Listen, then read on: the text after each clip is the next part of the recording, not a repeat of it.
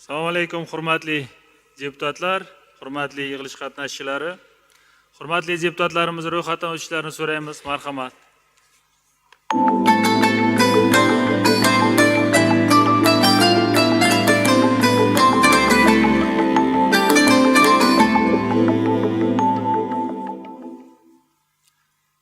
Rahmat.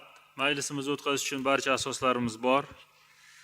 Bugungi majlisimizda qonun loyihalariga mas'ul vazirlik va idoralar mutasaddilari, inson huquqlari bo'yicha vakil, bola huquqlari bo'yicha vakil, parlament tadqiqotlari instituti, qonunchilik va huquqiy siyosat instituti mas'ullari va ommaviy axborot vositalari vakillari ishtirok etishmoqda. Bugungi majlisimiz odatdagidek palataning rasmiy veb-sayti va YouTube'dagi rasmiy sahifasi orqali to'g'ridan-to'g'ri efirga uzatilmoqda. Hurmatli deputatlar, xabaringiz bor. Markaziy Osiyo davlatlari rahbarlarining navbatdagi maslahat uchrashuvi arafasida mamlakatimiz prezidentining Markaziy Osiyo yangi davr ostonasida sarlavhali dasturiy maqolasi e'lon qilindi. Ushbu maqola mahalliy va xorijiy ommaviy axborot vositalarida siyosiy, ilmiy hamda ekspert tahlil doiralari o'rtasida qizg'in muhokama qilinmoqda. Davlatimiz rahbarining mamlakatimiz va Markaziy Osiyo taraqqiyotiga doir yangi g'oyalari, tashabbuslari hamda strategik qarashlari keng jamoatchilik tomonidan qo'llab-quvvatlanmoqda. Maqola Qonunchilik palatasida, xususan barcha siyosiy partiyalar fraksiyalarida keng va qizg'in muhokama qilindi. Jumladan UZD fraksiyasi hamda Milliy tiklanish fraksiyalari a'zolaridan iborat taraqqiyot blokining navbatdagi yig'ilishi o'tkazilib, unda ushbu maqola va unda ilgari surilgan ustuvor yo'nalishlar atroflicha ko'rib chiqildi. Taraqqiyot bloki o'z faoliyatida mintaqaviy hamjihatlikni mustahkamlash, iqtisodiy islohotlarni izchil davom ettirish va milliy manfaatlarni himoya qilish yo'lida sa'y harakatlarini birlashtirishini ma'lum qildi. Maqolada so'nggi yillarda mintaqa mamlakatlari yetakchilarining aniq maqsadli sa'y harakatlari va qat'iy siyosiy irodasi tufayli Markaziy Osiyo taraqqiyoti yangi bosqichga ko'tarilgani atroflicha tahlil qilingan. Ayniqsa mintaqa davlatlari o'rtasida o'zaro ishonch, yaxshi qo'shnichilik va yaqin hamkorlik barqaror shakllanayotgani qayd etildi. Bugungi kunda davlat rahbarlarining maslahat uchrashuvlari, mintaqaviy kelishuvlar va Markaziy Osiyo plus hamkorlik formatlari mintaqamizning xalqaro maydondagi o'rni va rolini tobora mustahkamlamoqda. Global siyosiy va iqtisodiy o'zgarishlar davrida mintaqaviy integratsiyaning chuqurlashib borishi natijasida Markaziy Osiyoning strategik ahamiyati yanada oshmoqda. Bugungi kunda mintaqaviy hamkorlikni mustahkamlash shunchaki siyosiy maqsad emas, balki strategik zarurat ekanligi qayd etib o'tilgan. Maqolada maslahat uchrashuvlari formati yo'lga qo'yilganligining ahamiyati keng yoritib berilgan. Ta'kidlanganidek, 2017-yil mintaqaviy hamkorlik tarixida tub burilish nuqtasi bo'ldi. Hurmatli prezidentimiz tashabbusi bilan mintaqa yetakchilari ko'p yillar mobaynida birinchi marta tashqi vositachilarsiz tizimli va muntazam muloqotni boshladilar. Aynan maslahat uchrashuvlari doirasidagi muloqotlar chuqur hamkorlikka undadi. Bu format ishonchga, ochiqlik va umumiy manfaatga asoslangan yangicha siyosiy tafakkur ramziga aylandi. Tarixda ilk bor Markaziy Osiyo mamlakatlari o'rtasida barqaror va mustahkam o'zaro anglashuv muhiti shakllandi. Chegaralarning huquqiy jihatdan to'liq rasmiylashtirilishi, suv resurslaridan foydalanish bo'yicha kelishuvlar, o'zaro savdo hajmining o'sishi, transport yo'laklarining faollashuvi va qo'shma investitsiya loyihalarining kengayishi mintaqaviy jipslashuv uchun mustahkam asos yaratib bermoqda. Prezidentimizning maqolalarida mintaqaviy hamkorlik tabiiy yo'l bilan suverenitet, teng huquqlilik va ichki ishlarga aralashmaslik tamoyillari asosida rivojlanishi kerakligi alohida qayd etib o'tilgan. Maqolada Markaziy Osiyo oldida turgan ustuvor maqsad va vazifalar ham aniq ifoda etilgan. Xususan, mavjud mexanizmlarga barqaror tus berish, xavfsizlikni birgalikda ta'minlash, tashqi siyosatda kelishib harakat qilish umumiy vazifalarimiz bo'lishi kerakligi alohida qayd etib o'tilgan. Deputatlar korpusining fikricha, maqolada ilgari surilgan g'oyalar va tashabbuslar mintaqaviy hamkorlikni yanada mustahkamlash, o'zaro integratsiyani chuqurlashtirish va barqaror taraqqiyotga erishishda muhim dasturiy manba vazifasini o'taydi. Hurmatli deputatlar, o'tgan haftada mamlakatimiz muhim xalqaro tadbirlar va tashriflarga mezbonlik qildi. Bu voqealar O'zbekistonning mintaqaviy va global miqyosdagi nufuzi ortib borayotganligini yana bir bor amaliy tasdig'i bo'ladi. Xususan 16-noyabr kuni poytaxtimizda prezidentimiz raisligida Markaziy Osiyo davlatlari rahbarlarining 7-maslahat uchrashuvi muvaffaqiyatli o'tkazildi. Prezidentimiz tashabbusi bilan yo'lga qo'yilgan maslahat uchrashuvlari samarali hamkorlik va ishonchli muloqot mexanizmiga aylanganligi yana bir karra o'z isbotini topdi. Davlatimiz rahbari maslahat uchrashuvida nutq so'zladilar. Mintaqaviy hamkorlikning asosiy yo'nalishlarini qamrab olgan, amaliy mazmunga ega qator muhim tashabbuslarni ilgari surdilar. Xususan, uchrashuvlarni Markaziy Osiyo hamjamiyati strategik formatiga aylantirish, Oqsoqollar kengashini tuzish, savdo-iqtisodiy hamkorlik bo'yicha 2035-yilgacha mo'ljallangan mintaqaviy dasturni ishlab chiqish, umumiy investitsiya makoni to'g'risidagi deklaratsiya qabul qilish, infratuzilmani rivojlantirish kengashini tuzishga doir takliflar mintaqaviy yondashuvning yangi modelini shakllantirishga qaratilgani bilan alohida ahamiyatlidir. Prezidentimiz nutqida mintaqada dolzarb bo'lib borayotgan ekologiya, iqlim o'zgarishi va suv resurslari bilan bog'liq masalalarga ham alohida e'tibor qaratildi. Markaziy Osiyoning yashil taraqqiyot konsepsiyasini qabul qilish, 2026 va 2036-yillarni Markaziy Osiyoda suvdan oqilona foydalanish bo'yicha amaliy harakatlar 10 yilligi deb e'lon qilish, suv xo'jaligi sohasida mintaqaviy vakolatlar markazini tashkil etish kabi tashabbuslar umumiy muammolarga birgalikda yagona yondashuv asosida yechim topishda strategik ahamiyat kasb etadi. Davlatimiz rahbari ilgari surgan tashabbuslar nafaqat mintaqaviy, ayni paytda umumbashariy ahamiyatga egaligi bilan ham keng jamoatchilik va ekspert tahlil doiralari e'tiborini tortmoqda. Toshkent sammiti barqaror, o'zaro bog'liq va farovon Markaziy Osiyoni birgalikda barpo etishda yangi tarixiy bosqichni boshlab berdi desak, to'g'ri bo'ladi. Markaziy Osiyo davlatlari rahbarlarining 7-maslahat uchrashuvi yakunlari bo'yicha qo'shma bayonot qabul qilindi. Ushbu sammit doirasida mamlakatimiz prezidentining taklifiga binoan Qozog'iston Respublikasi va Turkmaniston Respublikasi prezidentlari mamlakatimizga davlat tashriflarini ham amalga oshirdilar. Unda davlatlar o'rtasidagi strategik sheriklikni yanada rivojlantirish va o'zaro hamkorlikni chuqurlashtirish masalalari yuzasidan fikr almashildi. Ushbu tashriflar yakunida O'zbekistonning qo'shni davlatlar bilan alohida qo'shma bayonotlari hamda qator manfaatli hujjatlar imzolandi. Albatta, sammitda ilgari surilgan tashabbuslar va erishilgan kelishuvlarni hayotga tatbiq etishda parlamentlararo aloqalar va xalq diplomatiyasi muhim o'rin tutadi. Xususan, xalqaro ishlar, mudofaa va xavfsizlik masalalari qo'mitamiz mintaqa davlatlari parlamentlari o'rtasidagi parlamentaro hamkorlikni yanada mustahkamlash, o'zaro muloqotlarni yangi bosqichga ko'tarish bo'yicha tegishli choralarni ko'rishi lozim bo'ladi. Fraksiyalar o'z partiyalari bilan hamkorlikda joylarda prezidentimiz tashabbuslarining mohiyati va ahamiyatiga bag'ishlangan targ'ibot tadbirlarini amalga oshirishlari hamda ularga deputatlarni keng jalb qilishlari maqsadga muvofiq bo'ladi. Hurmatli deputatlar, majlisimiz mamlakatimiz hayotidagi muhim sanada bo'lib o'tmoqda. Bugun O'zbekiston Respublikasi davlat bayrog'i qabul qilinganligiga 34 yil to'ldi. Ushbu sana har yili yurtimizda keng nishonlanmoqda. Bilasizlar, 91-yil 18-noyabr kuni O'zbekiston Respublikasining davlat bayrog'i to'g'risidagi qonun qabul qilingan kun. Mazkur qonunning 2-moddasida O'zbekiston Respublikasining davlat bayrog'i O'zbekiston Respublikasi davlat suverenitetining ramzi ekanligi belgilab qo'yilgan. 3-moddasida esa O'zbekiston Respublikasining davlat bayrog'i xalqaro munosabatlarda O'zbekiston Respublikasining timsoli bo'lishi belgilangan. Ta'kidlash joizki, keyingi yillarda yangi O'zbekistonning jahon maydonidagi nufuzi tobora oshib bormoqda. Barcha sohalarda, ayniqsa ilm-fan, sport va madaniyat sohalarida katta yutuq va g'alabalarga erishilmoqda. O'zbekiston Respublikasining davlat bayrog'i jahon uzra baland ko'tarilmoqda. Keyingi yillarda vatanimiz erishayotgan yutuqlarni qo'llab-quvvatlash maqsadida davlat ramzlaridan, xususan davlat bayrog'idan keng foydalanishga bo'lgan talabni inobatga olgan holda amaldagi qonunchilik ham takomillashtirildi. 2023-yilda O'zbekiston Respublikasining davlat bayrog'i to'g'risidagi O'zbekiston Respublikasi qonuniga o'zgartirish va qo'shimchalar kiritish haqidagi qonun qabul qilindi. Qonun bilan davlat bayrog'idan foydalanish tartibi soddalashtirildi.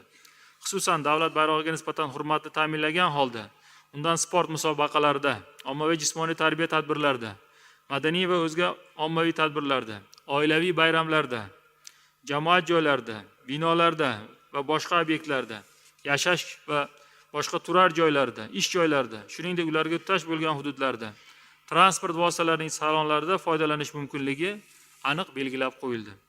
Bu albatta vatanimizga nisbatan faxr va iftixor tuyg'ularini yanada kuchaytirishda muhim ahamiyat kasb etmoqda.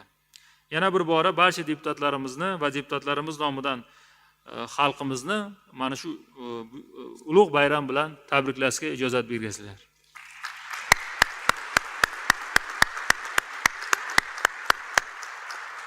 Rahmat. Hurmatli deputatlar, bugungi majlisimiz kun tartibi loyihasiga jami 5 ta masala kiritilgan. kuni kecha kengashda ham ko'rib chiqilib ma'qullandi. Ushbu masalalarning 4tasi qonun loyihalari muhokamasiga, bittasi parlament nazoratiga bag'ishlangan. Kun tartibi loyihasi sizlarga tarqatilgan. Marhamat, kimda qanday savol yoki fikrlar bor kun tartibi bo'yicha? Marhamat, munosabat bildirishingizni so'raymiz.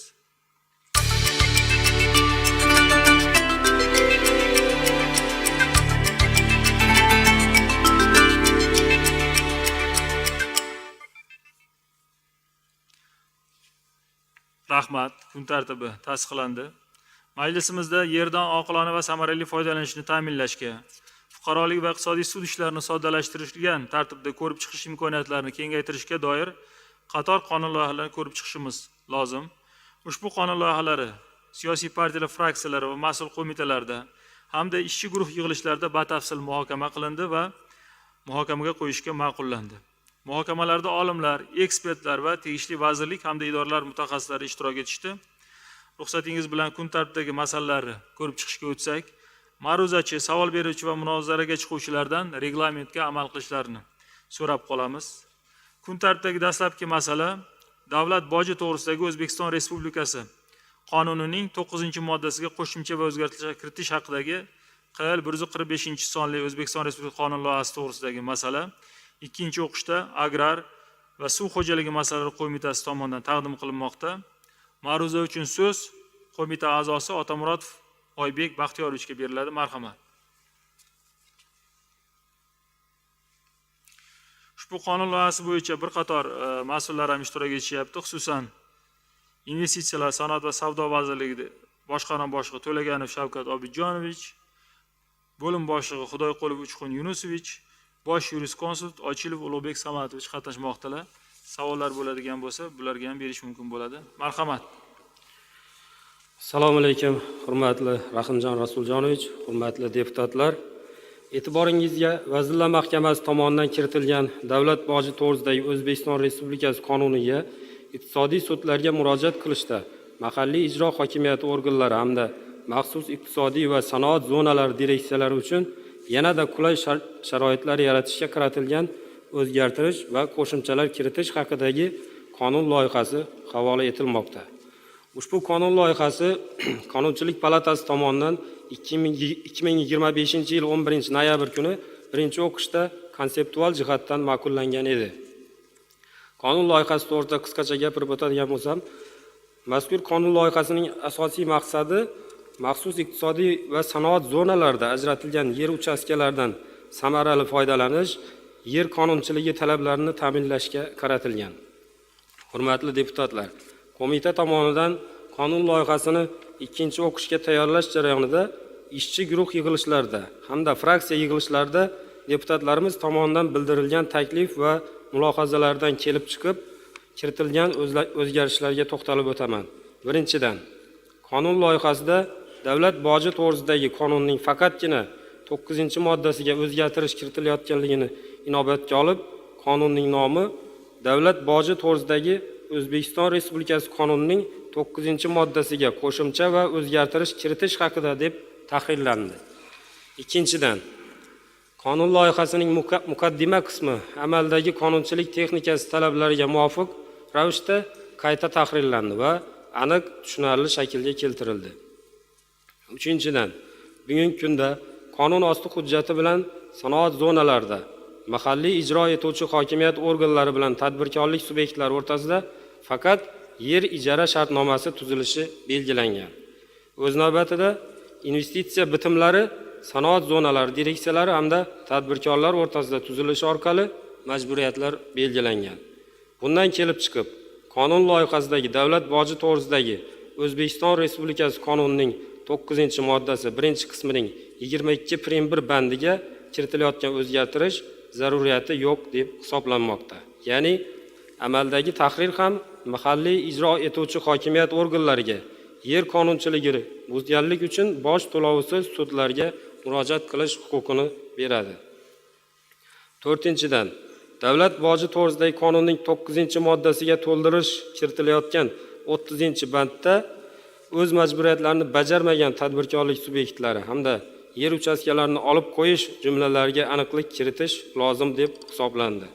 Bunda Maxsus iqtisodiy zonalar to'g'risidagi qonunning 32-moddasiga asosan o'z majburiyatlarini bajarmagan tadbirkorlik subyektlari jumlasi keng da'vo predmetini yuzaga keltirishi va aynan qaysi majburiyatlar nazarda tutilishini aniq bayon etilishini ta'minlash maqsadida investitsiya bitimi bo'yicha majburiyatlarni bajarmagan tadbirkorlik subyektlari so'zlariga hamda yer uchastkalarini olib qo'yish jumlasi esa yer uchastkalarini ijaraga olish huquqini bekor qilish jumlasiga o'zgartirildi.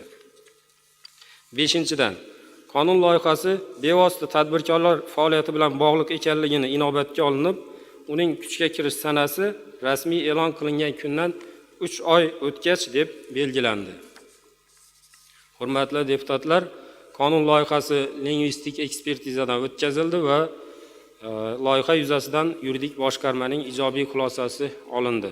Shuningdek, qonun loyihasida o'zgartirilgan va qo'shimchalar kiritilgan bandlar asoslantirilib, qonun loyihasi tashabbuskorlari bilan kelishildi. Hurmatli deputatlar, qonun loyihasining 2-o'qishga tayyorlangan matnini ko'rib chiqib, ma'qullab berishingizni qo'mitamiz nomidan so'raymiz. E'tiborlaringiz uchun rahmat. Agar qonun loyihasi yuzasidan deputatlarimizda savollar bo'ladigan bo'lsa, loyiha tashabbuskorlari bilan birgalikda savollarga javob berishga tayyormiz. Rahmat. Hurmatli deputatlar, mana mas'ul qo'mitamiz tomonidan bu qonun loyihasi ancha ishlandi, muhokamalar bo'ldi, ancha mukammal holatga keltirildi.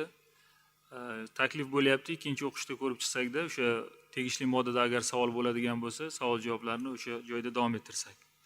Ma'qulmi? Marhamat, qonun loyihasi nomi bo'yicha kimda fikrlar, savollar bor? Ovozga qo'yiladi.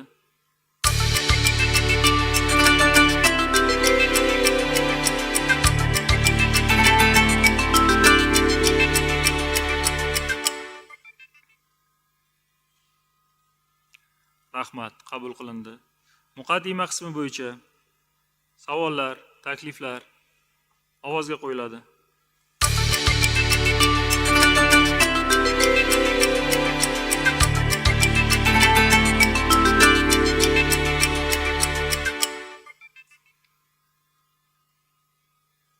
Qabul qilindi, rahmat. 1-modda davlat boji to'g'risidagi qonunning 9-moddasiga qo'shimcha o'zgarishlar kiritish taklif qilinmoqda. Savollar ovozga qo'yiladi.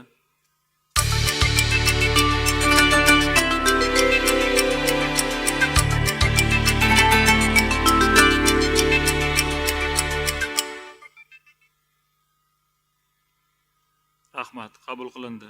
2-modda ushbu qonunni tushuntirish bo'yicha vazirlikka topshiriqlar ketyapti.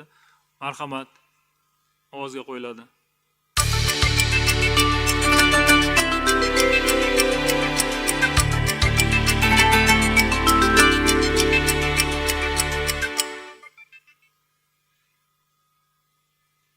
Rahmat, qabul qilindi.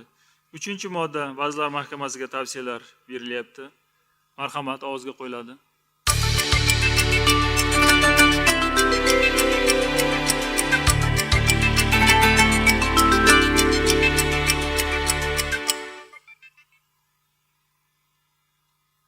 Rahmat, qabul qilindi. 4-modda ushbu qonun rasmiy e'lon qilingan kundan e'tiboran 3 oy o'tgach kuchga kirishi belgilanmoqda. Ovozga qo'yiladi.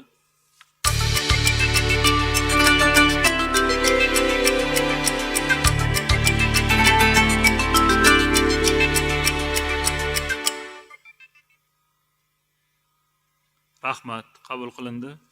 Endi ushbu qonun loyihasini 2-o'qishda qabul qilish haqidagi qaror loyihasiga tarqatilgan, munosabat bildirishingizni so'raymiz, marhamat.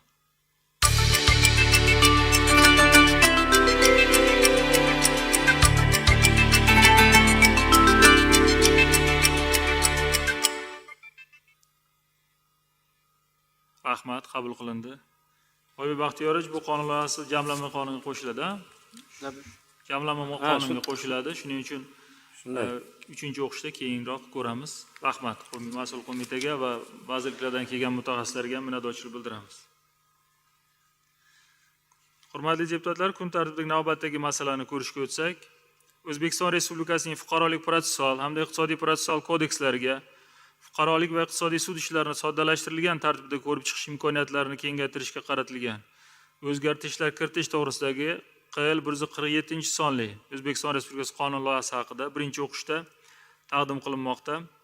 Korrupsiyaga qarshi kurashish va sud huquq masalalari qo'mitasi mas'ulligida ushbu qonun loyihasi bo'yicha O'zbekiston Respublikasi Markaziy bank raisining o'rinbosari Turdayliyev Abrorxo'ja Akbarovich minbarga taklif qilinadilar. Marhamat, ma'ruza uchun so'z beriladi. Bir qator mutaxassislar ham ishtirok etishyapti. Ushbu qonun loyihasi bo'yicha agar savollar bo'ladigan bo'lsa, Markaziy bank yuridik departament boshqarma boshlig'i Ismoilov Bahodir Odiljonovich, Markaziy bank yuridik departament boshqarma boshlig'i Qobulov Baxtiyor Odiljonovich, Markaziy bank kredit tashkilotlari faoliyat tartibga solish metodologiyasi departament boshqarma boshlig'i Jo'rayev Bahrom Rahmatullayevich va Oliy sud qonunchilik departamenti bo'lim boshlig'i Axatova Shahnoza ishtirok etmoqdalar. Marhamat, Abrorxo'ja Akbarovich, so'z sizga. Assalomu alaykum. Hurmatli spiker, hurmatli deputatlar, sizning e'tiboringizga O'zbekiston Respublikasining fuqarolik protsessual va iqtisodiy protsessual kodekslariga ishni soddalashtirishga, ish yuritish tartibida ko'rib chiqish imkoniyatlarini kengaytirishga qaratilgan o'zgartishlar kiritish to'g'risidagi O'zbekiston Respublikasi qonun loyihasi havola etilmoqda. Mazkur qonun loyihasi O'zbekiston Respublikasi Prezidentining 2025-yil 15-apreldagi qarzdorlik hisobiga banklar balansiga olingan mol-mulklar realizatsiyasini jadallashtirish chora-tadbirlari to'g'risidagi 142-sonli qarorining 4-bandiga asosan ishlab chiqilgan. Barchaga ma'lumki, hozirgi muammoli kreditlarni undirishda kredit tashkilotlari tomonidan amaliyotlar garov narsasiga undiruvni qaratish jarayoni o'rtacha 187 kundan 612 kungacha bo'lgan muddatni sarflanishiga, bu esa o'z navbatida kredit tashkilotlari hamda ushbu jarayonda qatnashuvchi tegishli davlat organlarining resurslarini qo'shimcha sarflanishiga sabab bo'lmoqda. Natijada amaliyotda kreditor talabi qondirish muddatlarining cho'zilishiga olib kelmoqda. Bu esa o'z navbatida kredit qarzdorlarning undirilmasligi hamda muammoli kreditlar ulushining oshishiga sabab bo'lmoqda. Markaziy bank tomonidan ishlab chiqilgan mazkur qonun loyihasida da'vo arizasi bo'yicha ishni soddalashtirilgan ish yuritish tartibida ko'rib chiqish uchun da'voning maksimal bahosini yuridik shaxslarga nisbatan bazaviy hisoblash miqdorining 150 baravarigacha, bugungi kunda bu 61,8 million so'm, yakka tartibdagi tadbirkorlarga nisbatan 100 baravarigacha, bu 41,2 million so'm, jismoniy shaxslarga nisbatan 50 baravarigacha, bu 26 million so'mga oshish orqali O'zbekiston Respublikasining fuqarolik va iqtisodiy protsessual kodekslariga o'zgartirish kiritilmoqda.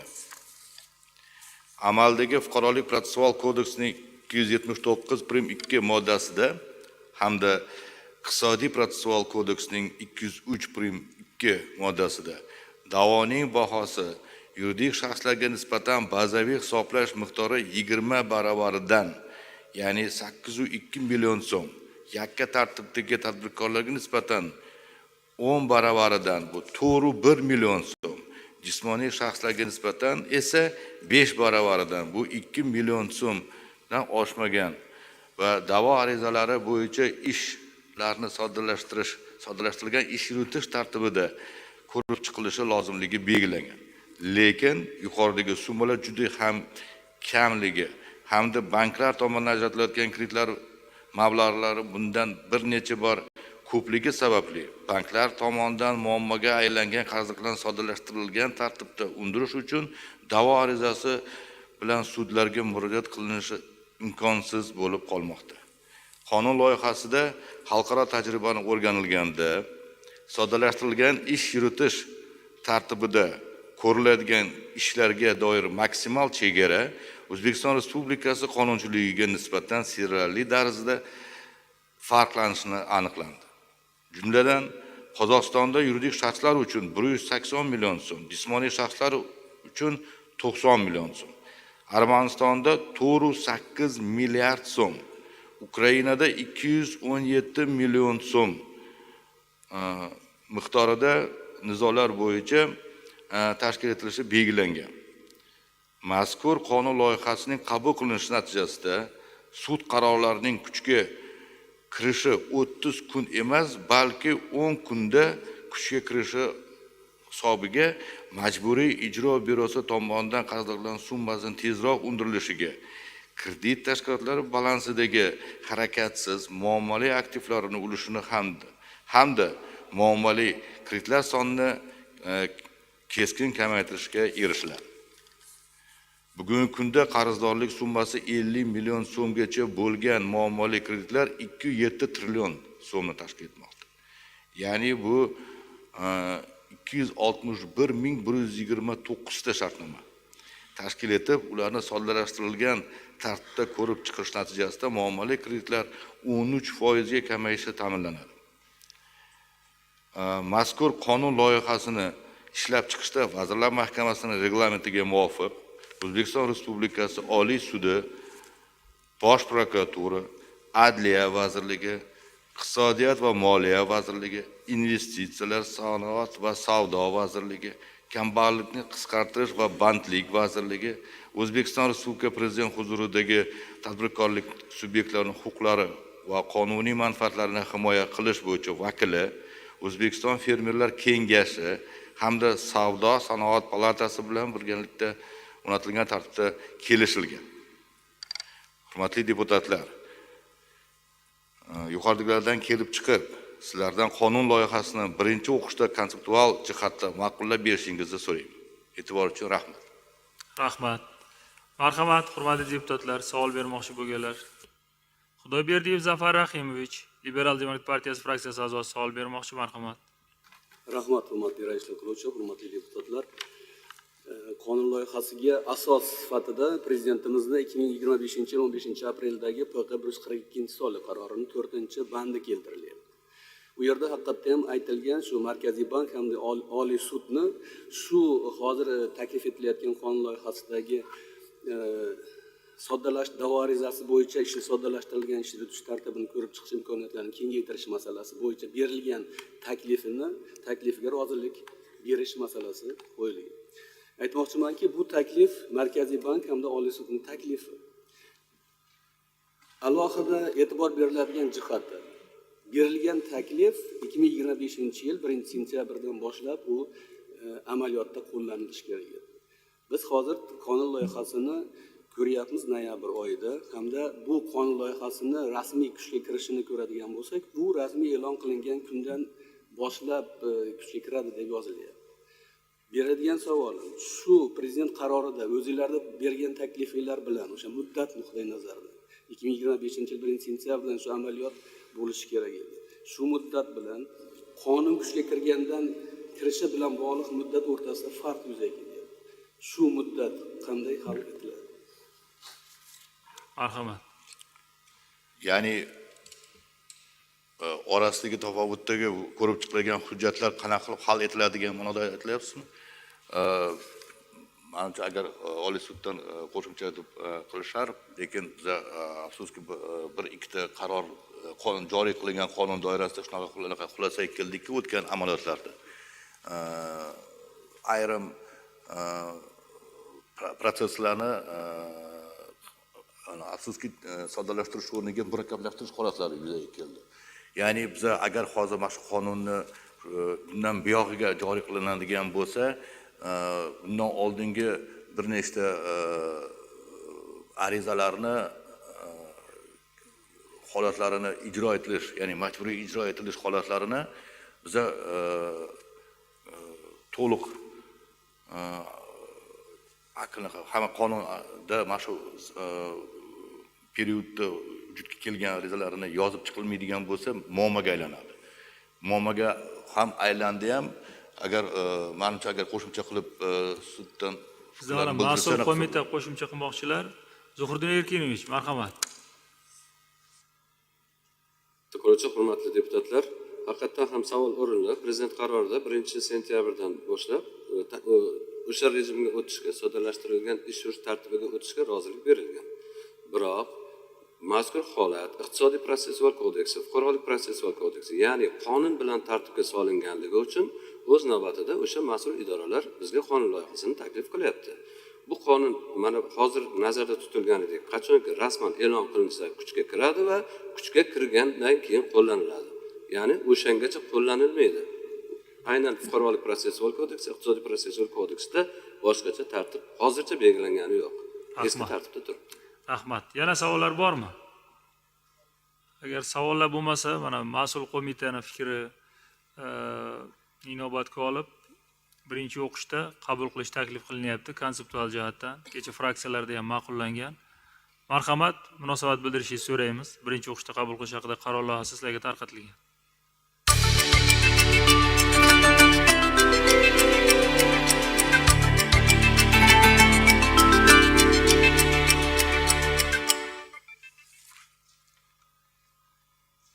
Rahmat, qabul qilindi. Abroxo'ja Akbari, siz joyingizni egallashingiz mumkin. Sizga rahmat. Mas'ul qo'mita Zuhriddin Erkinovich mana mas'ul bu kishi qanday fikrlar bor, takliflar? Hissa qiluvchi e'tiborlaringizga havola etilgan qonun loyihasi kelgusida sud tizimidagi sud ish yuklamasini yengillatishga, taraflar o'rtasidagi nizolarni tezroq hal qilishiga, umuman ishni optimallashtirishga xizmat qiladi.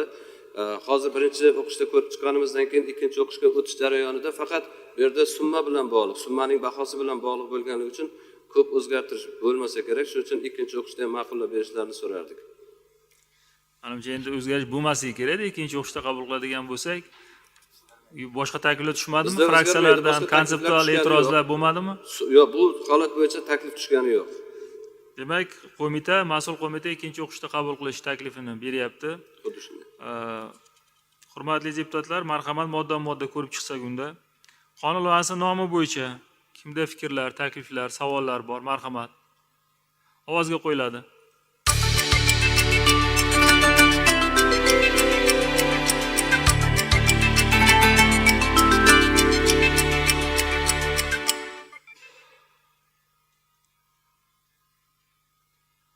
Rahmat, qabul qilindi.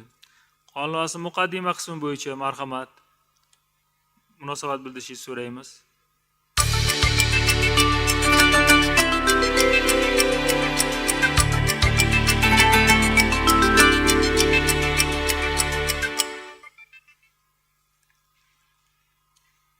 Rahmat, qabul qilindi.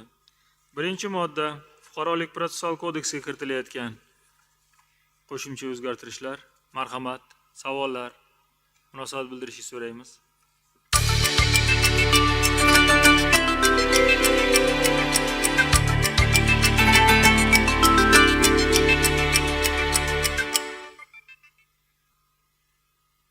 Rahmat, qabul qilindi. Ikkinchi modda iqtisodiy protsessual kodeksga kiritilayotgan o'zgartirish va qo'shimchalar. Marhamat, ovozga qo'yiladi.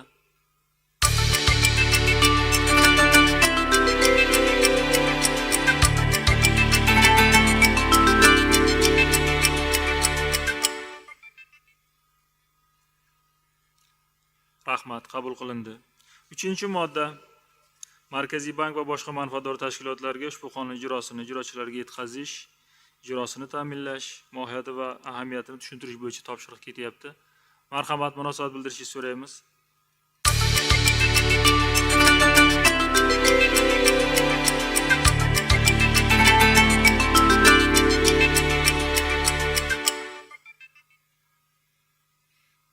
Rahmat, qabul qilindi. 4-modda Vazirlar Mahkamasiga tavsiyalar ketyapti. Ovozga qo'yiladi.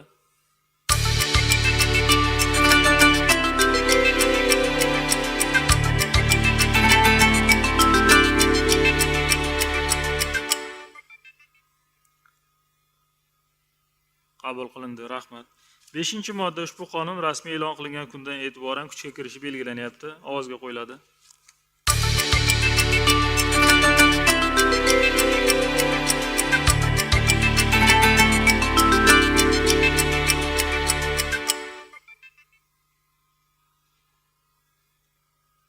Rahmat, qabul qilindi.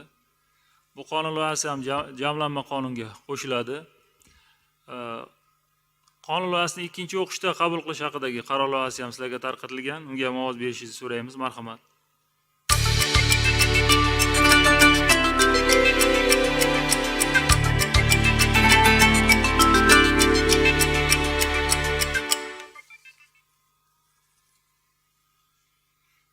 Rahmat, qabul qilindi. Biz Markaziy bank vakillariga, Abror Xo'ja Akbarovich, sizga, barcha jamoangizga minnatdorchilik bildiramiz. Keyingi yalpi majlislarimizda buni jamlanma qonun tarkibida ko'rib chiqamiz 3-o'qishda. Rahmat. Hurmatli deputatlar, kun tartibidagi keyingi navbatdagi masalani ko'rishga o'tsak, Markaziy Osiyo Xitoy format kotibiyati to'g'risidagi nizomni ratifikatsiya qilish haqidagi QL 149-sonli O'zbekiston Respublikasi qonun loyihasi 1-o'qishda Xalqaro ishlar, mudofaa va xavfsizlik masalalari qo'mitasi tomonidan taqdim etilmoqda. Loyiha bo'yicha ma'ruza uchun so'z Hayit Xushvaqt Safarboyevich, bu qo'mita a'zosi. Qonun loyihasi bo'yicha Tashqi ishlar vazirligi shartnoma huquqi boshqarmasi boshlig'i Sultonov Amir Ilhomovich va vazirlikning shu boshqa bo'lim boshlig'i Rajabov Sherzod Dilshod o'g'li qatnashmoqdalar. Savollar bo'ladigan bo'lsa, bu vakillarga ham berishimiz mumkin. Marhamat. Assalomu alaykum hurmatli Rahimjon Rasuljonovich, hurmatli deputatlar va majlis ishtirokchilari. Ruxsatingiz bilan Markaziy Osiyo va Xitoy formati kotibiyati to'g'risidagi nizomni ratifikatsiya qilish haqidagi QL 149-sonli qonun loyihasini mazmun mohiyatiga qisqacha to'xtalib o'tsam. Loyiha O'zbekiston Respublikasi Prezidenti tomonidan qonunchilik tashabbusi huquqi asosida kiritilgan. Hurmatli deputatlar, Markaziy Osiyo va Xitoy formati platforma shaklidagi davlatlararo tuzilma hisoblanib, uning kotibiyatiga Xitoy, Qozog'iston, Qirg'iziston, Tojikiston va O'zbekiston tomonidan tegishli ta'sis hujjatlarini imzolash orqali asos solinmoqda. Mazkur diplomatik muloqot shakli davlatlar o'rtasidagi hamkorlikni yangi bosqichga ko'tarish, o'zaro hurmat va ishonchga asoslangan aloqalarni o'rnatish, amaliy hamkorlikni kengaytirish maqsadida tashkil etilgan. Qonun loyihasining zarurati tashkil etilishi rejalashtirilgan Markaziy Osiyo va Xitoy formati kotibiyatida O'zbekistonning ishtirokini ta'minlash, mazkur platformada mintaqaviy tashabbuslarni ilgari surish, amaliy manfaatlarni munosib himoya qilish imkoniyatini yaratish bilan asoslanadi. Mazkur format kotibiyati 2023-yil 19-maydagi format ishtirokchi davlatlari qabul qilgan Sian deklaratsiyasiga muvofiq tashkil etilmoqda. Kotibiyat formatining ijro organi hisoblanadi. Kotibiyat ishtirokchi davlatlarning sammitlari va boshqa tashqi ishlar vazirlari uchrashuvlarini tashkiliy, texnik va axborot jihatidan ta'minlashni amalga oshiradi. Hurmatli deputatlar, qonun loyihasi bilan Markaziy Osiyo va Xitoy formati kotibiyati to'g'risidagi nizomni ratifikatsiya qilish nazarda tutilmoqda. Mazkur nizom muqaddima va 4 ta bo'limdan iborat. Hujjat bilan kotibiyatning vazifalari, vakolatlari, tuzilishi, tarkibi, huquq va majburiyatlari mustahkamlangan. Qonun loyihasi qabul qilinishi asosida Markaziy Osiyo va Xitoy formati kotibiyatini rasman yo'lga qo'yish, unda O'zbekiston vakillarini tayinlash va tashkiliy moliyaviy masalalarni tartibga solish nazarda tutiladi. Hurmatli deputatlar, mazkur qonun loyihasining qabul qilinishi O'zbekiston Respublikasi budjeti mablag'lari ajratilishini talab etadi.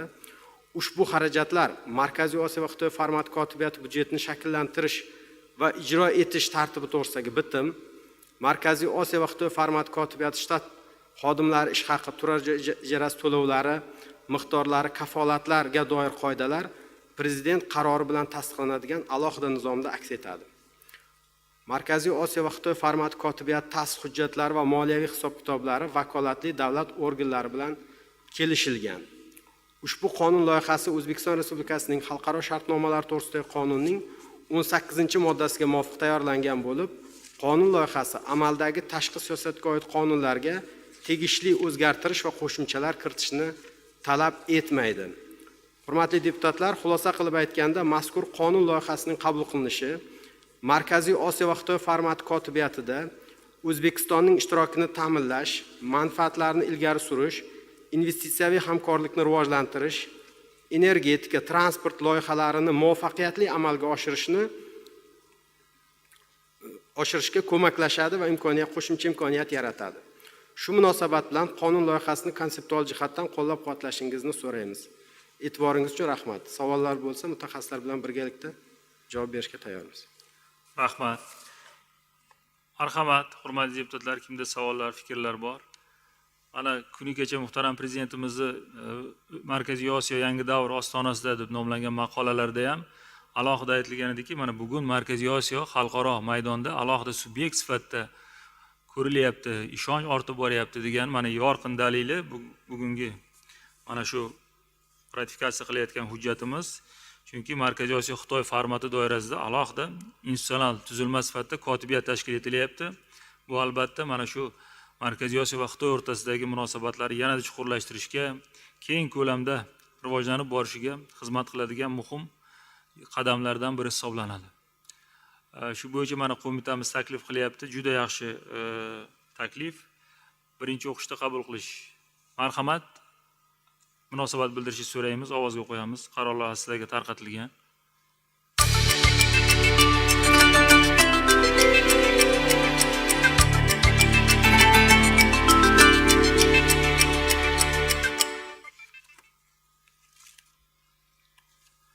Rahmat, qabul qilindi.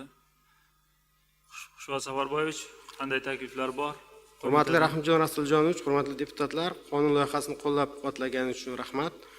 Qo'mita nomidan ikkinchi o'qishni istisno qilgan holda uchinchi o'qishda ham ma'qullab berishingizni so'raymiz. Ya'ni qo'mita taklif qilyapti, keyingi o'qishlarni istisno qilgan holatda birato'la qabul qilaylik va senatga yuboraylik degan taklif bo'lyapti. Menimcha juda asosli taklif. Hurmatli deputatlarimiz ham qo'llab-quvvatlaydi deb o'ylaymiz. Marhamat, ushbu taklif bo'yicha sizlarga qaror loyihasi tarqatilgan. Qaror loyihasiga munosabat bildirishingizni so'raymiz.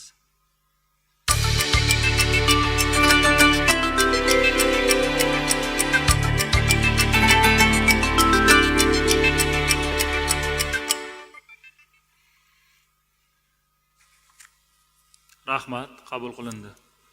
Qo'mita nomidan minnatdorlik bildiramiz. Sizga ham minnatdorchilik bildiramiz.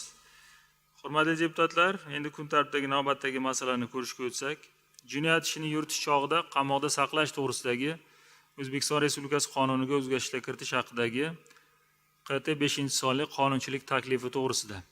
Xabaringiz bor, biz konstitutsiyaviy islohotlar natijasida konstitutsiyamizga yangi bir institut kirib keldi. Qonun loyihalari tashabbus bilan bir qatorda qonunchilik taklifi kiritish. Bu bir qator idoralarga shunday vakolat berildiki, parlamentga taklif kiritishadi, qonun loyihasi emas. Va bu taklif agar biz tomonimizdan ma'qullanadigan bo'lsa, parlament a'zolari tomonidan bu keyinchalik mas'ul qo'mita va deputatlar tashabbus shaklida qonun loyihasiga aylantirilib muhokamaga olib chiqiladi. Mana shu institut mana hozir yaxshi ishlayapti. Bir qator takliflari oldingi majlislarimizda ko'rib chiqdik. Hozirgi taklif ham juda samarali takliflardan bo'lyapti. Bu mana shu mahkumlarni holatini yaxshilash, ularga yana qo'shimcha imkoniyatlar berish bo'yicha. Ushbu masala bo'yicha ma'ruza uchun so'zni Oliy Majlisning inson huquqlari bo'yicha vakili ombudsmanimiz Eshmatova Feruza Farhodovnaga beramiz. Marhamat, Feruza Farhodovna, so'z sizga.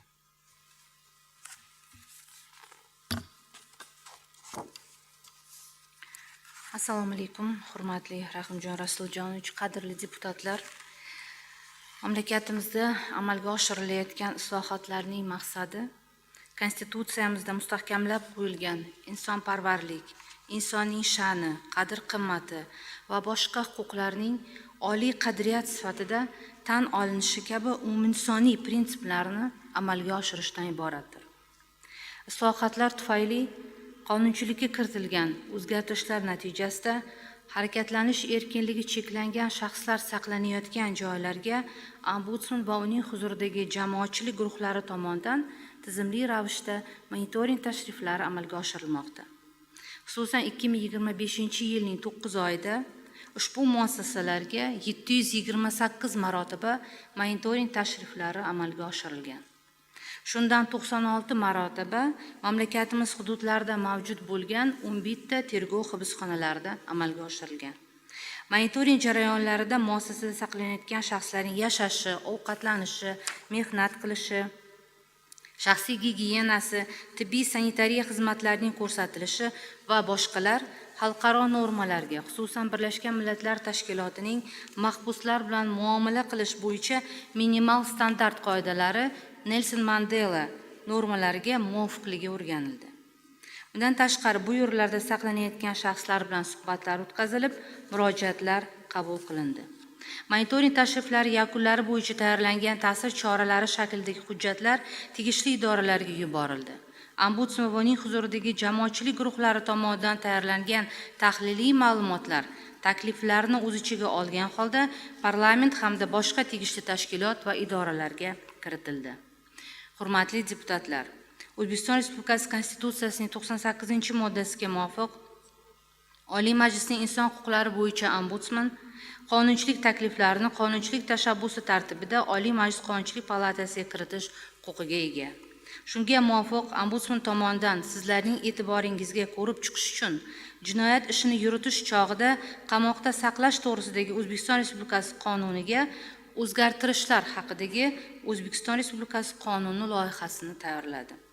Mazkur qonun loyihasi bilan o'ziga nisbatan qamoqqa olish tarzidagi ehtiyot chorasi qo'llanilgan shaxslarning tergov hibsxonalarida saqlanayotgan davrida ularni qo'shimcha rag'batlantirishni nazarda tutuvchi qo'shimchalar kiritilmoqda. Ma'lumki, jinoyat ishini yuritish chog'ida qamoqda saqlash to'g'risidagi qonunning 7-moddasiga muvofiq ushlab turilganlar va qamoqqa olinganlar ularning jinoyat sodir etishda aybdorligi qonunda nazarda tutilgan tartibda isbotlangunga qadar va qonuniy kuchga kirgan sud hukmi bilan aniqlangunga qadar aybsiz hisoblanadi. Ushlab turilganlar va qamoqqa olinganlar qonunda nazarda tutilgan cheklashlar inobatga olingan holda belgilangan huquqlarga, erkinliklarga va majburiyatlarni bajaradi. Amaldagi qonunchilikka ko'ra ushlab turilgan va qamoqqa olingan shaxslar posilka, yo'qlov, banderol olish, bundan dam olish va bayram kunlari mustasno muassasaning belgilangan hududida har kunlik sayr qilish, ma'lum miqdorda pul mablag'larini olish va o'z ehtiyojlariga ko'ra sarflash kabi huquqlarga ega. Qadrli deputatlar, yangilangan konstitutsiyamizda inson huquqlarini himoya qilishga ustuvor ahamiyat beruvchi qoidalar aks ettirilganligi, inson huquqlarini cheklovchi normalar faqat qonun bilan belgilanishini inobatga olib, shuningdek, ombudsman va jamoatchilik guruhlari tomonidan o'tkazilgan monitoring tashriflari hamda mazkur muassasalardan kelgan murojaatlarni o'rganish va tahlil qilish natijasida quyidagi takliflar ilgari surilmoqda. Qonun loyihasida jinoyat ishini yuritish chog'ida qamoqda saqlash to'g'risidagi O'zbekiston Respublikasi qonunining 18-moddasi 11 va 12 bandlariga o'zgartirishlar kiritish nazarda tutilib, unda ushlab turilgan shaxslarning dam olish va ishlanmaydigan bayram kunlarida ham qo'shimcha ravishda kiyim-bosh va poyabzal olish huquqlari, shuningdek dam olish va ishlanmaydigan bayram kunlarida kamida 2 soat davom etadigan sayr etish huquqlarini belgilash taklif etilmoqda. Bundan tashqari, bugungi kunda tergov hibsxonalarida saqlanayotgan shaxslar Ichki ishlar vazirining 2012-yilda qabul qilingan buyrug'iga asosan har oyda oziq-ovqat mahsulotlari va eng zarur narsalarni sotib olish uchun belgilangan mehnatga xalq to'lash eng kam miqdorining 50%gacha bo'lgan miqdorda pul sarflashi mumkin. Loyihada ushbu mablag'lar miqdorini mehnatga haq to'lashning eng kam miqdoridagi 1 baravarigacha bo'lgan miqdorga oshirish taklif etilmoqda. Hurmatli deputatlar, qonun loyihasini ishlab chiqishda ilg'or xalqaro tajriba o'rganildi. Xususan AQSh, Shvetsiya, Norvegiya, Finlandiya, Kanada, Germaniya tajribalari, shuningdek mustaqil davlatlar hamdo'stligi davlatlarining tajribalari va amaliyotlari ham o'rganib chiqildi. Mazkur qonun loyihasi belgilangan tartibda tegishli vazirlik va idoralar bilan kelishildi. Qonun loyihasi davlat byudjetidan qo'shimcha mablag'larni talab etmaydi. Qonunning qabul qilinishi Konstitutsiyada belgilangan insonparvarlik, insonning sha'ni, qadr-qimmati va boshqa huquqlarning oliy qadriyat sifatida tan olinishining amaliyotga samarali tatbiq etilishiga, qamoqqa olingan shaxslarni tuzalish yo'liga o'tishiga, milliy qonunchilikni xalqaro tajribaga yanada muvofiqlashtirilishiga hamda mamlakatimizning xalqaro reytingi va indekslardagi o'rnining yaxshilanishiga xizmat qiladi. Mazkur qonun loyihasi kuni kecha Qonunchilik palatasining barcha siyosiy partiya fraksiyalarida batafsil muhokama qilindi. Fraksiya a'zolari tomonidan takliflar, fikrlar, savollar, aniqlashtiruvchi savollar berildi. Hurmatli deputatlar, sizlar tomoningizdan loyihaning bugungi kunda o'sha konsepsiyasi ma'qullanadigan bo'lsa, uni yanada maromiga yetkazib sizlar bilan bahamjihat va alohida o'sha barcha takliflarni e'tiboriga olgan holda mukammalligiga yetkazamiz. E'tiboringiz uchun katta rahmat. Yuqoridagilarni inobatga olib, sizlardan mazkur qonun loyihasini ko'rib chiqishingizni so'raymiz. Rahmat. Hurmatli deputatlar, marhamat. Kimda qanday savollar bor, takliflar? Azimov Saidullo Ne'matullayevich, Liberal demokratik partiyasi fraksiyasi a'zosi savol bermoqchilar, marhamat. Assalomu alaykum, Rahimjon Sultonovich, hurmatli deputatlar. Albatta, rahmat qonun loyihasini, tashabbusini, taklifini kiritilgani uchun, chunki mahkumlarning huquqlarini himoya qilish, xalqaro normalar talablaridan bajarishda mamlakatimizda mavqeini ham oshirishga xizmat qiladi, to'g'risi. Faqat loyiha yuzasidan ayrim savollar bor edi, xususan 18-moddada bugungi kunda posilka, yo'qlovlar, banderollar olish huquqi kafolatlanib turibdi. Shuningdek, endi qo'shilyaptiki, dam olish va ishlanmaydigan bayram kunlarida kiyim-bosh va poyabzal olish imkoniyati, huquqini yuzaga kelyapti. Lekin mana bu tahrirga bir tomon e'tibor bersak, ertaga faqatgina shu kunlari bu narsalarni olish uchun qolmaydimi? Aksincha biz hozir huquqini kengaytiramiz deb uni ertaga amaliyotda toraytirib qo'ymaymizmi? Bugungi kunda hech qanday cheklov yo'q edi. Endi biz dam olish kuni faqatgina kiyim-bosh poyabzal olasan deyapti. Dam olish kundan boshqa kuni olib kelsa, uni olinmaydigan holatga kelib qolmaydimi? Ertaga shu tarafida savol bor edi. Ikkinchi masalamiz esa o'sha mehnatga haq to'lash miqdori 1 baravarigacha belgilanyapti. Amaldagi qonunchilikda ham bu miqdor ko'rsatilmagan. Va ichki hujjatlar bo'yicha to'g'ri aytdi, yarim 50% miqdorida qilib ko'rsatilgan ekan. 1 baravar qayerdan olindi demoqchimanki, bu bir xorijiy tajribadan olindimi yo bir imkoniyatdan, buni qanday bu to'xtamga keldi? Nimaga 2 baravar emas yoki aksincha o'sha yarim baravarni o'zini qonunda tartibga solib muvofiqlashtirib qo'yilmagan? Rahmat javob uchun. Marhamat. Katta rahmat Saidullo Ne'matullayevich. Albatta bu yerda mutaxassislarimiz ham bor, hali to'ldirishar. Lekin albatta siz juda ham to'g'ri aytyapsiz. Bu yerda qonun loyihasida biz aynan qo'shimcha ravishda o'sha 2 marta oyiga posilka banderol olish huquqi bor, 12 kilodan 24 kilo. Lekin unga yana qo'shimcha ravishda bu dam olish va bayram kunlari ham kiyim-bosh va poyabzal olish huquqiga ega imkoniyatlari berilyapti, huquqi berilyapti. Bu aksincha chegaralash emas, balki yanada rag'batlantirish hisoblanadi deb o'ylaymiz. Lekin qayerdadir agar texnik jihatdan albatta ko'rib chiqish kerak bo'lsa, boshqa hali albatta bu narsa birgalikda sizlar bilan hamjihat ishlanadi. Ikkinchi masala bo'yicha aynan 1 baravariga aytib o'tganimdek, 2012-yilda buyruq bilan 1 baravar, ya'ni 50% miqdorida bu narsa belgilangan edi. Ya'ni o'sha ushbu mablag'lar miqdori bugungi kunda mehnatga haq to'lashning eng kam miqdorining 1 baravarigacha bo'lgan miqdorda oshirish taklif qilinyapti, ya'ni 1.271.000 so'm. Oldingisi 635.500 so'm edi. Biz albatta mazkur uni ko'tarish o'sha muhokamalar jarayonida xalqaro tajribani ham o'rganib chiqdik va misol uchun aytadigan bo'lsak, mana Yevropa mamlakatlarida, misol uchun Britaniyada o'rganadigan bo'lsak, bu 3 milliondan oshiqroq so'mni tashkil qildi. Rossiyada 1 milliondan sal oshiqroqni tashkil qildi. Qozog'istonda ham 1 milliondan oshiqroq so'mni tashkil qilar ekan. Biz hisob-kitoblarni va mutaxassislar bilan birga maslahatlashgan holda aynan mana shu summaga to'xtalganmiz. Agar mutaxassislarimiz ham javob bo'lsa, marhamat berishlari mumkin. Marhamat. Ichki ishlar vazirligi jazoni ijro etish departamenti boshqarma boshlig'i qatnashyaptilar. Madiyorov Bahrom Toshpo'latovich. 7-mikrofonni ulanglar. Assalomu alaykum, hurmatli rais, hurmatli deputatlar. Darhaqiqatga bergan savol uchun katta rahmat. Bu masala bo'yicha qonun loyihasini ishlab chiqishda biz Ombudsman bilan birgalikda xalqaro tajribani o'rgangan holda ishlaganmiz. Birinchi masalaga to'xtaladigan bo'lsak, bularni mahkum, ya'ni qamoqqa olish ehtiyot chorasi qo'llangan shaxsning huquqini hech qanday cheklanmaydi. Hozirgi amaliyotda ham agar uydagilari uni kiyim-boshini, poyabzalini, oziq-ovqati bilan birgalikda olib keladigan bo'lsa, qabul qilamiz. Undan muammo yo'q. Bu faqat bu norma rag'batlantiruvchi norma sifatida e'tirof etilyaptiki, ko'pchiligi masalan shunday holatlar bo'ladiki, uydagilari xabar topadida uni kiyimini olib kelishga imkoniyati mavjud bo'lmay qoladi. Kimdadir qanday sharoit bo'lib qoladi, oziq-ovqatini keyin beraman, lekin dastlab hozirgi kunda kiyimini berib turing degan mazmunda. shu mazmunda kelsa ham biz bemalol uni olib qo'yaveramiz. Uni hech qanaqa muammosi bo'lmaydi. Ya'ni buni qonun jihatdan huquqni ta'minlab qo'yish maqsadida bu norma kiritilyapti. Ikkinchi masalaga keladigan bo'lsak, juda ko'p jazo o'tayotgan, ya'ni tergov hibsxonasida saqlanayotgan shaxslar murojaat qildilar.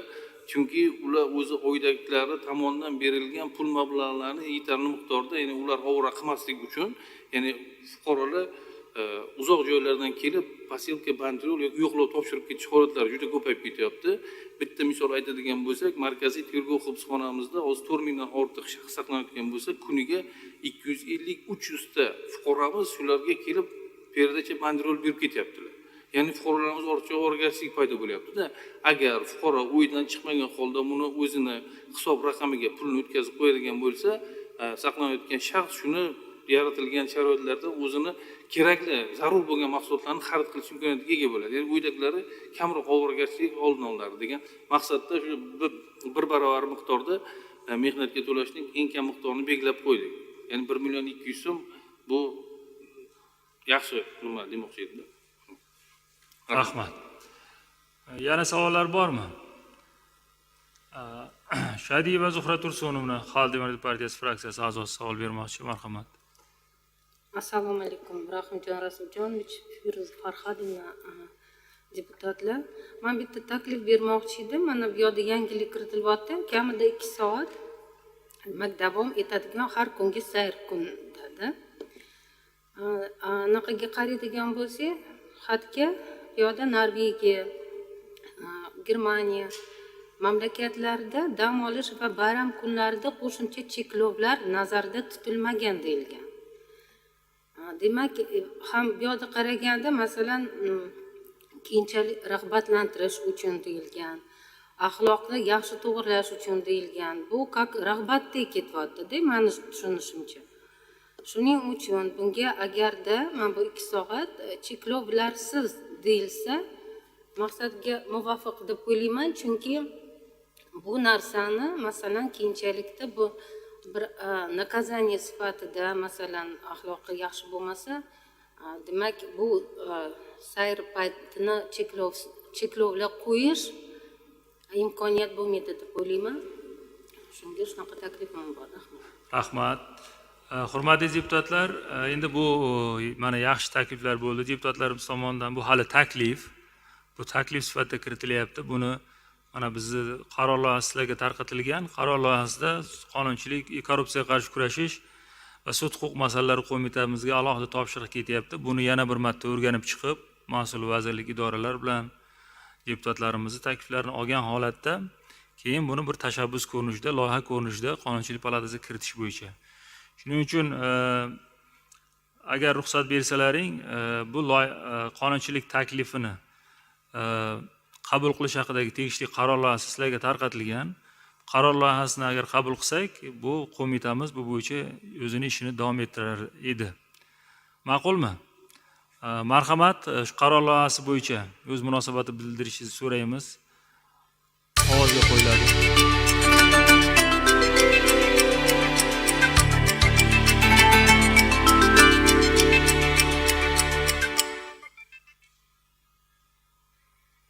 Rahmat, qabul qilindi.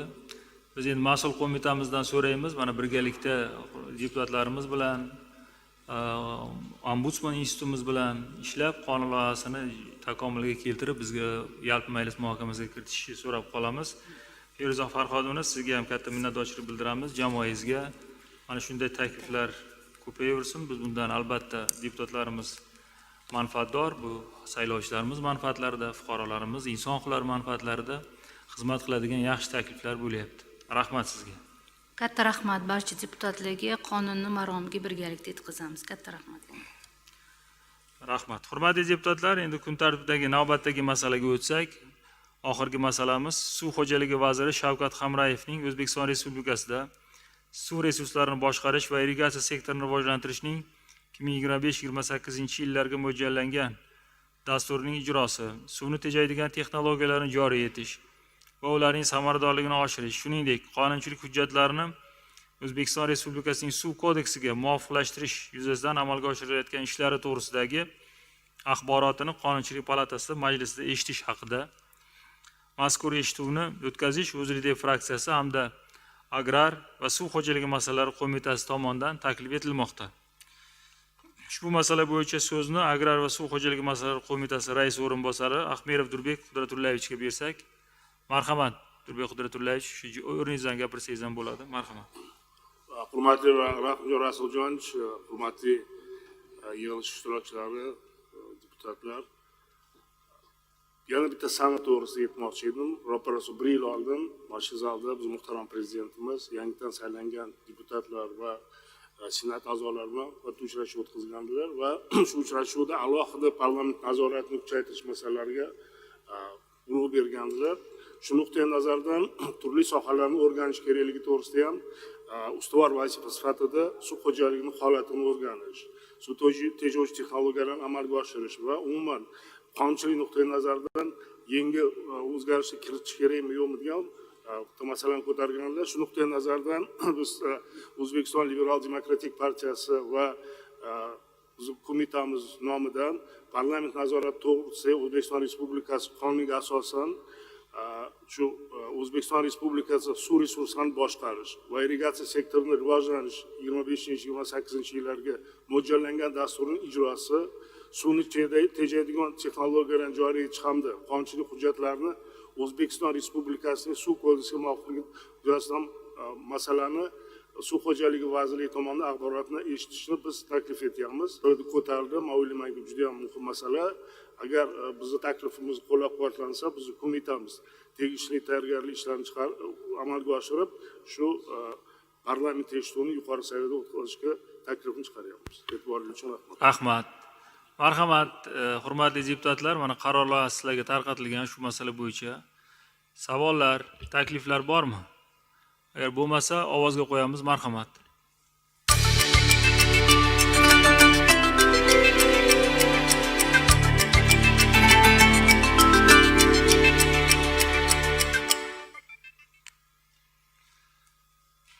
Rahmat, qabul qilindi.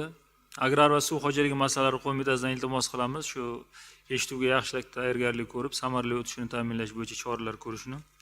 Hurmatli deputatlar, bugungi kun tartibidagi barcha masalalarni ko'rib bo'ldik. Majlis olib borish bo'yicha kimda qanday fikrlar bor?